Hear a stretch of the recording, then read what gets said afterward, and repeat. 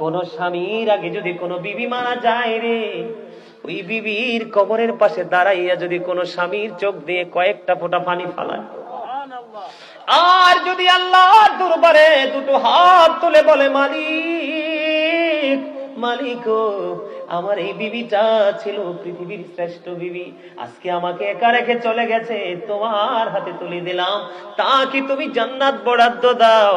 আমার নবীজি জানিয়ে দিয়েছে, ওই স্বামী যদি দোয়া করে স্ত্রীর জান্নাত বরাদ্দ হয়, তার সুখ কেউ কেড়ে নিতে পারে না। বন্ধুরে আমার, আমি বলতেছিলাম, মা বোনরা, স্বামী কাছে না থাকলে, যাদের স্বামী বিদেশে আছে, আপনারা সুন্দর করে সাজগোজ করার প্রয়োজন নেই, স্বামীর জন্য অপেক্ষা করুন, স্বামী আপনার প্রিয় স্বামী কাছে ফিরে আসবে। আল্লাহর হাবিব বলেছেন, নির্জনে যখন বেগানা একটা পুরুষ এবং একটা নারী থাকবে, মনে রাখবেন থার্ড পারসন থাকবে শয়তান।